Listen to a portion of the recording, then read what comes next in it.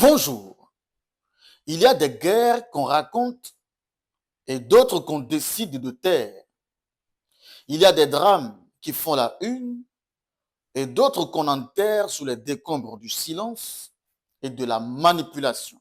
La présence de milliers de soldats rwandais sur notre sol, leur soutien politique, logistique et militaire à leur pantin du M23, ainsi que leur implication dans l'exploitation illégale de nos ressources naturelles, nous conduisent tout droit à une escalade aux conséquences imprévisibles, mettant en danger toute la région des Grands Lacs. Votre silence et votre inaction face à la barbarie du régime de Kigali et aux atrocités perpétrées par ses supplétifs sur notre territoire constituent un affront non seulement à la République démocratique du Congo, mais également aux valeurs universelles de justice et de paix.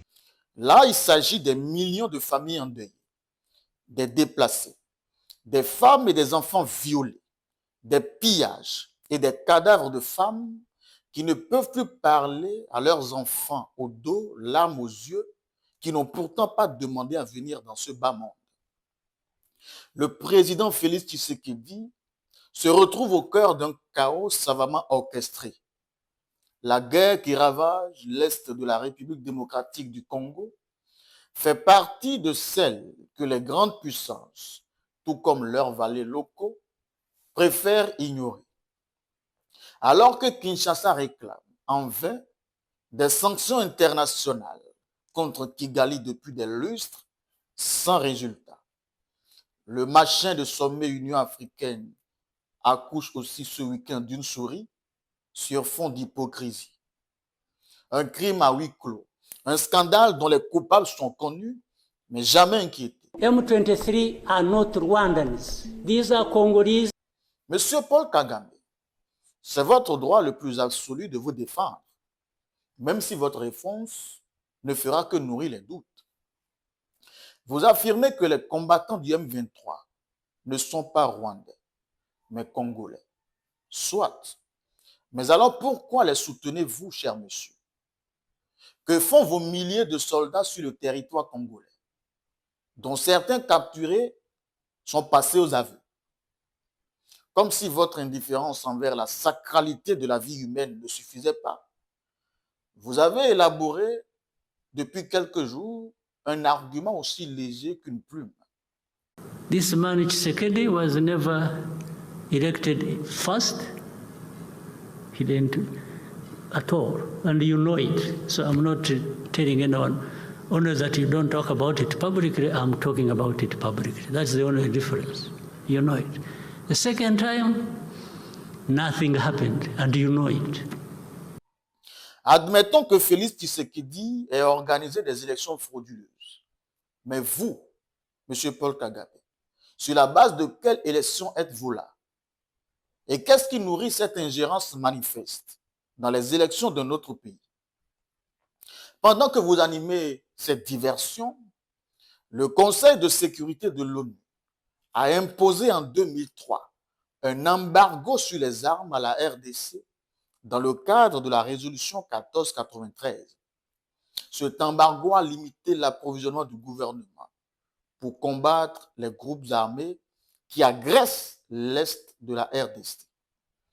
En ce moment, c'est un temps de grâce pour armer le M23 jusqu'aux dents et pour que le Rwanda, un minuscule pays, devienne paradoxalement plus surarmé que la RDC. Ce n'est que 19 ans plus tard, en décembre 2022, que le Conseil de sécurité a officiellement levé les restrictions sur l'achat d'armes par le gouvernement congolais. Et encore pas totalement. Au final, le M23, soutenu par l'armée rwandaise, s'est emparé de la mine de Rubaya, qui produit environ un quart du coltan mondial, et a pris le contrôle de plusieurs villes, comme Goma, Bukavu, et désormais, le lac Kivu est sur contrôle total. Regardons les faits en face. Comment un pays comme le Rwanda, sans ressources minières, devient-il exportateur majeur du coltan, d'étain et d'or? Mais tout concourt à croire que le Rwanda pille. Mais il ne pille pas seul. Le M23 n'est qu'un masque, un pion dans un jeu où les règles sont dictées ailleurs. Depuis des décennies, Paul Kagame nie son rôle de sous-traitant, ni alimenter un désastre qui sert des intérêts bien plus vastes que les siens. Pendant qu'on présente son régime comme un modèle de réussite, il est accusé, vraisemblablement à raison, de financer des rébellions, de soutenir des milices et d'orchestrer un trafic qui enrichit des multinationales. Et l'Occident, lui, garde la bouche pleine et dégoulinante. Donc, il ne peut pas parler. Car derrière le M23, ce n'est pas seulement Kigali qu'il faut voir. C'est Washington, c'est Bruxelles, c'est Paris. Ce sont des capitales qui font des discours sur la démocratie et les droits humains. Sauf quand il s'agit de la RDC, ils adoptent la politique de l'autruche. Il faut des sanctions réelles contre le Rwanda, pas des condamnations molles. Il faut que l'Union africaine cesse d'être une simple chambre d'enregistrement et impose une réponse collective. Et surtout, il faut que les Congolais eux-mêmes, à l'intérieur comme à l'extérieur du pays, arrêtent le cours de cette histoire qu'on leur impose. Parce que l'histoire, on l'a subie ou on l'écrit.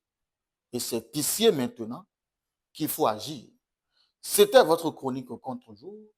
Merci pour l'attention et à demain.